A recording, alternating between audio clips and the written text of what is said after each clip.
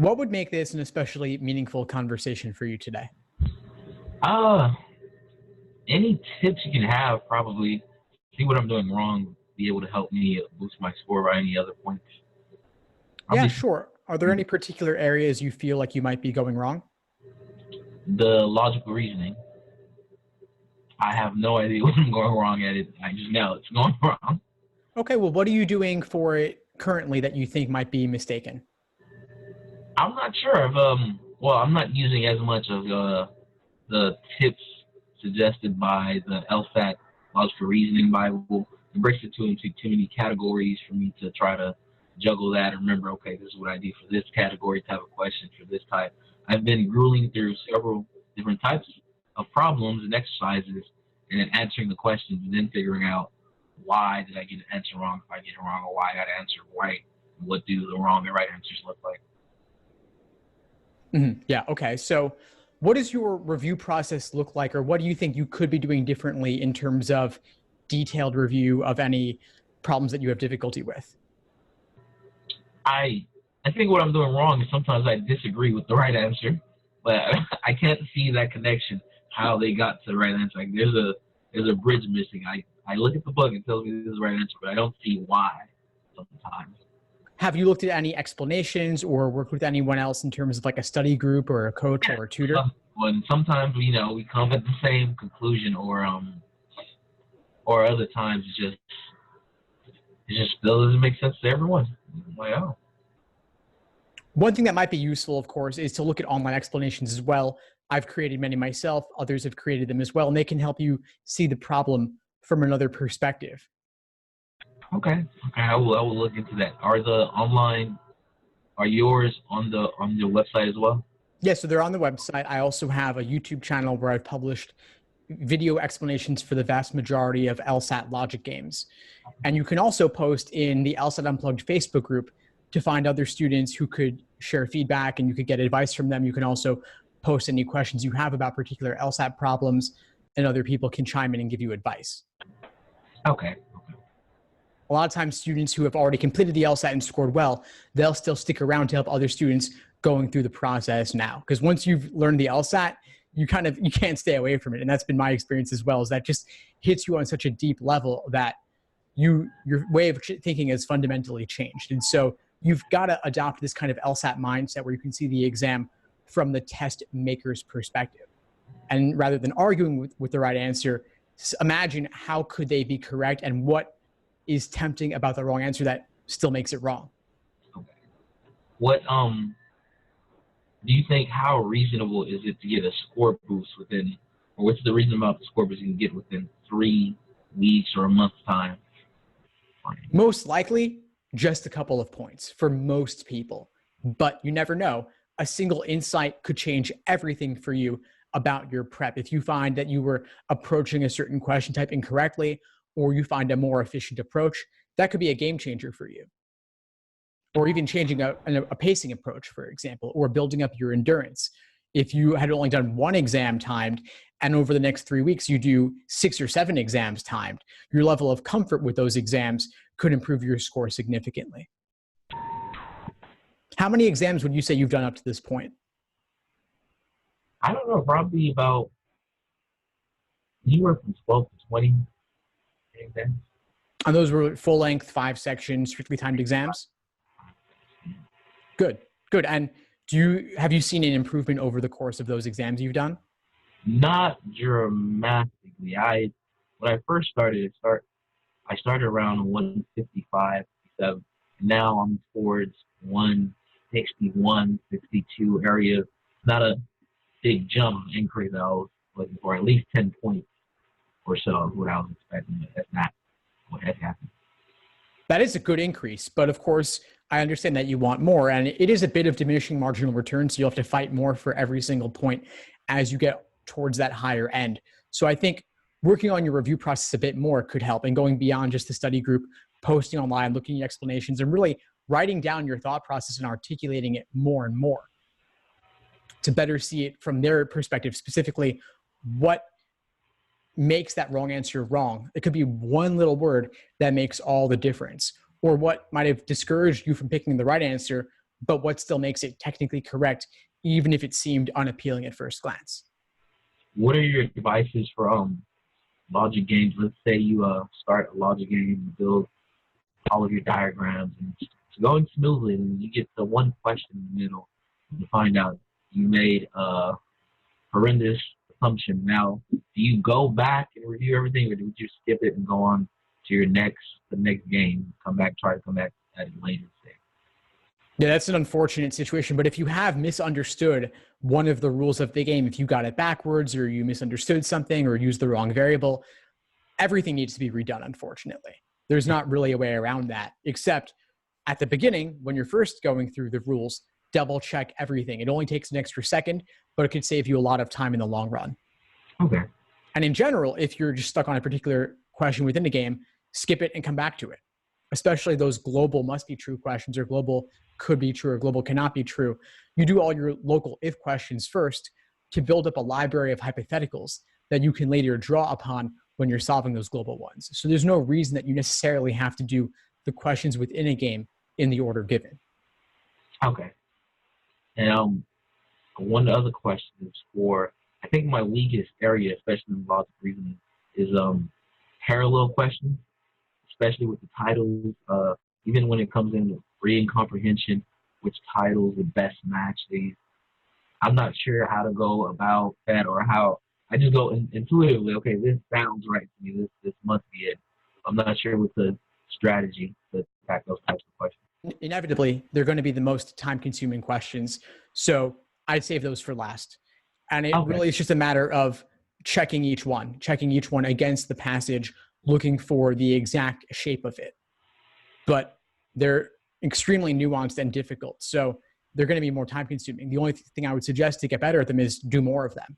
Look, you could even scan through old sections of reading comp and look specifically for passages that contain parallel questions and do only those questions. Okay. Just as a way to drill them.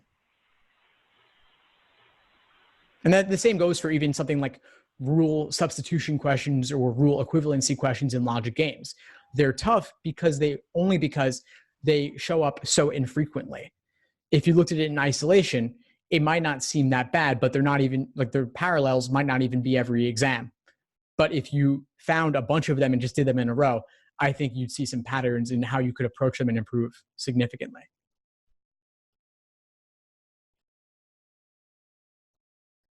What are the big insights or aha moments that you were thinking about that can give you a big score boost in these different areas?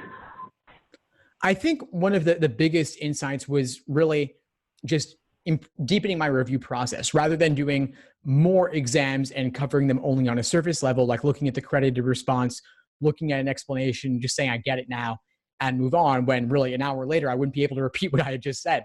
Like, I think slowing down and really forcing myself to articulate the reasoning behind the question, underlying all the tempting wrong answers and the discouraging right answers, or was there a certain way they increase the level of difficulty within a stimulus.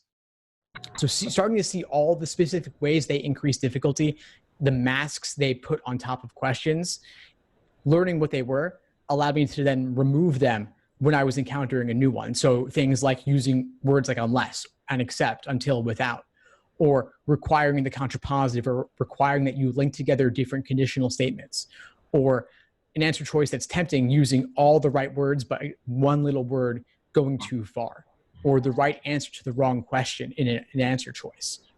Like, a lot of times for necessary assumption questions, they will include a very tempting sufficient assumption answer choice, but it's the right answer to the wrong question. And so seeing all those kinds of tricks and really cataloging them mentally or subconsciously even would allow me to better recognize them when they came up on future questions.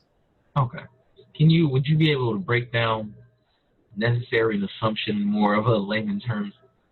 I get it and I can explain it, but I don't think I get it enough or understand enough on an intuitive level.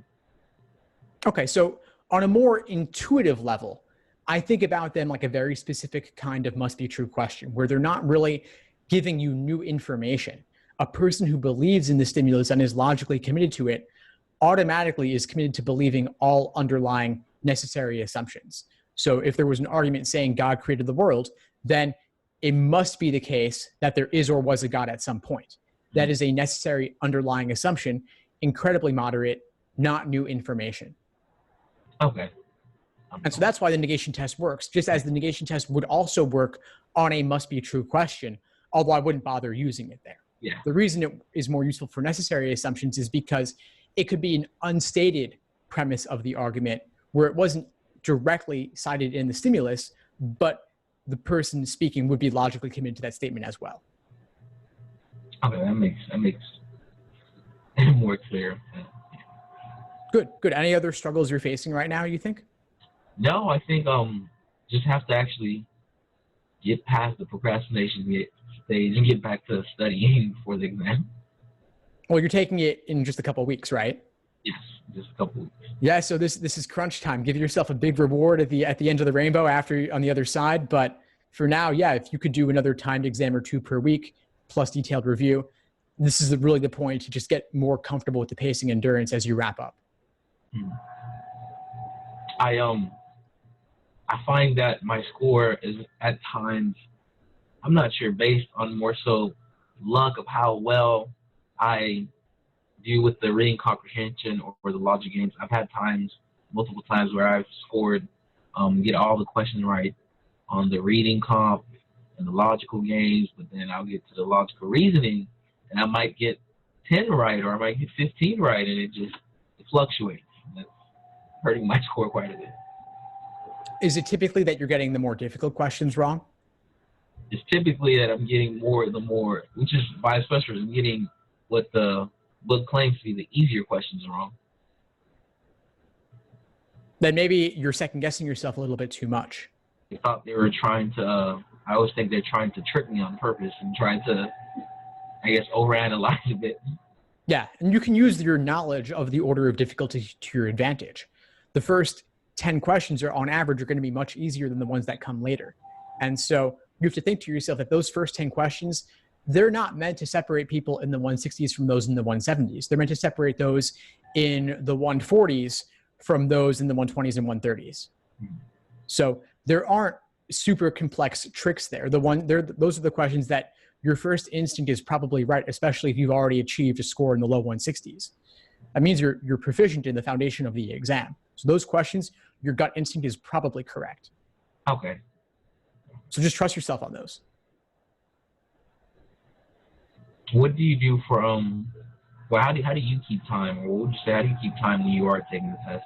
I kind of just instinctively have a time clock in my head, but I guess lately on some questions I find myself taking too much time, and when I get to the end I have to kind of rush and speed along. Yeah, well, personally, I have an internal good rhythm for my pacing, so I don't worry too much about it. But I mean, the digital LSAT has a countdown clock on the upper right, so it's always there present with you. So you can use that to, on a literal sense, keep time. But in terms of pacing, I guess I have a good rhythm. I keep moving forward. And I guess the biggest thing I can say about pacing is that I avoid getting bogged down. Everything's worth the same. No reason to obsess over one question. If you find that you're investing minute after minute and nothing is clicking and it's not improving your understanding at all, then I would simply leave off there, flag it, hope to come back to it later. And what would be a cutoff point or a time limit that's, okay, I've spent too much now, I need to move on? If you want an actual number, let's say on a tougher logical reasoning question, let's say 3 minutes would be a good limit. Oh, God. I don't think of it that way, though. I think of it more like if I'm spiraling into like stress, just stressing out. Okay. And I'm not making any headway. I feel like I'm on a hamster wheel and nothing's moving forward.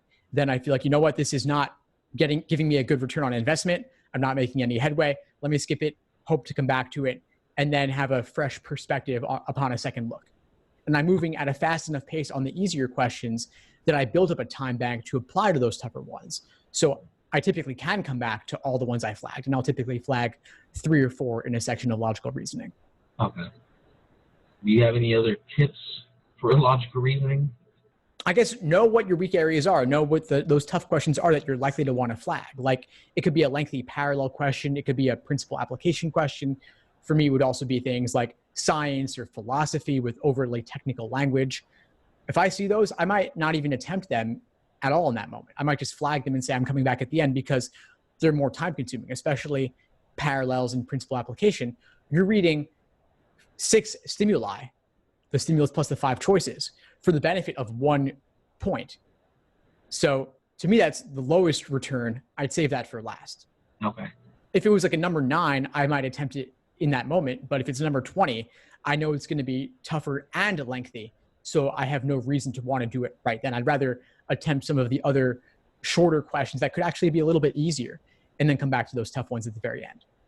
Does that same pattern of difficulty appear in the reading comp and analytical reasoning as well? In a more vague sense, I suppose it does. I think that the first logic game is certainly going to be easier than the last logic game. But of course, the questions within a set do not necessarily get increasingly difficult. Although, of course, orientation questions are easy. Main idea questions are relatively easier. But they could have like a parallel question could be the 4th one in reading comp, followed by a more simple passage organization question later in that set. Okay. Awesome, Peter. Well, it's been great connecting with you today. Really enjoyed meeting you and getting to know you a bit more. What would you say is the biggest insight you got from our call today? The biggest insight is probably I think the most important part is probably what I'm not doing enough of is that deep review. I kind of review it and say, yeah, I get it. I get why the answer is right instead of trying to dive deep into it. So I'm going to try that and do that more often, see how well that helps. Great. Awesome. Well, please keep in touch and let me know if you need anything at all as you move forward. All right, perfect. Thanks again. Thanks for tuning into the show. Please subscribe if you haven't done so already to be notified of new episodes as I release them. And feel free to reach out if you need anything at all as you move forward with your prep. I'm happy to help however I can. In the meantime, I'll wish you all the best and take care.